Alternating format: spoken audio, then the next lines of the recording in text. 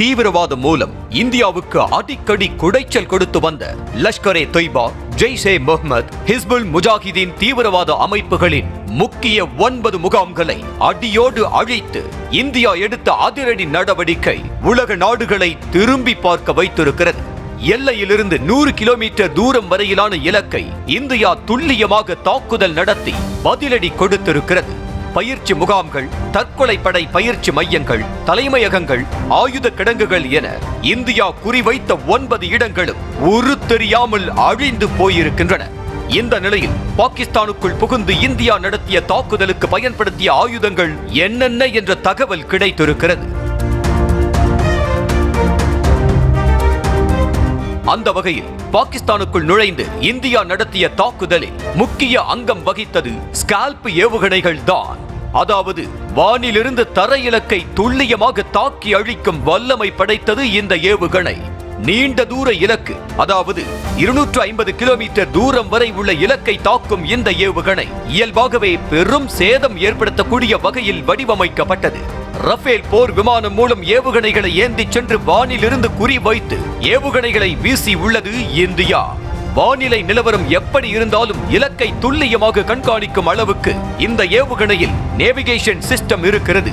சிந்தூர் தாக்குதலுக்கு இந்தியா இந்த ஸ்கால்ப் ஏவுகணைகளை பயன்படுத்த முக்கிய காரணமே இலக்கை மட்டுமே தாக்கும் என்பதால் தான்.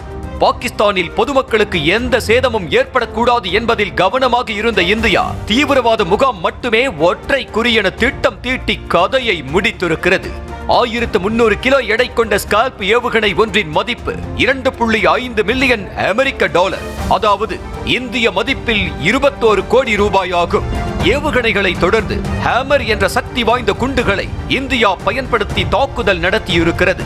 அடுக்குமாடி குடியிருப்புகள், பதுங்கு குழிகள் போன்ற திடமான இலக்குகளை தாக்க ஹேமர் வகை குண்டுகளை இந்தியா பயன்படுத்தி இருக்கிறது.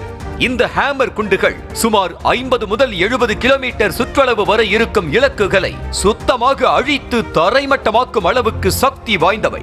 தன்னிச்சையாக இயங்கும் ஹேமர் குண்டுகளை எளிதில் இடைமறிக்க முடியாது என்பதால் சிந்தூர் தாக்குதலில் பயன்படுத்தப்பட்டிருக்கிறது.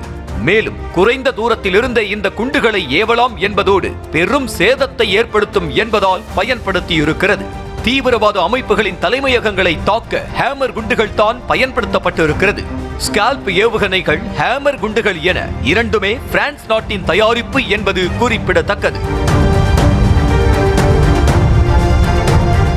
எல்லாவற்றையும் விட இந்த சிந்தூர் தாக்குதலின் நாயகனாக இந்தியாவின் முக்கிய அஸ்திரமாக இருந்தது காமிகாஷே ட்ரோன் என்ற தற்கொலை ட்ரோன் தான். ரிமோட் மூலம் இயக்கப்படும் இந்த ட்ரோன் வெடிப்பொருட்களுடன் சென்று இலக்கின் மீது மோதி தாக்கி அழிக்கும் திறன் கொண்டது. அதாவது மற்ற ஏவுகணைகளைப் போல இல்லாமல் இலக்கை சரியாக நிர்ணயிக்கும் வரை வானிலேயே வட்டமிடும் திறன் கொண்ட இந்த ட்ரோன் பின்னர்தான் தாக்குதலை நடத்தும் என கூறப்படுகிறது. இலக்கை தவிர்த்து வேறேதும் சேதம் நிகழக்கூடாது என்பதற்காக இந்த காமிகாஷே ட்ரோன் பயன்படுத்தப்பட்டிருக்கிறது.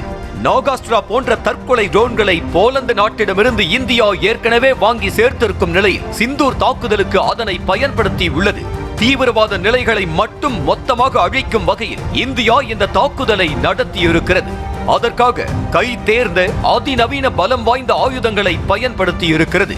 சர்ஜிக்கல் ஸ்ட்ரைக், உரி தாக்குதல் என எதிரி நாட்டுக்குள் புகுந்து இந்தியா நடத்திய தாக்குதலில் தற்போது நடத்தப்பட்ட சிந்தூர் தாக்குதல் தான் மோஸ்ட் எக்ஸ்பென்சிவ் என்ற தகவலும் வெளியாகி உள்ளது.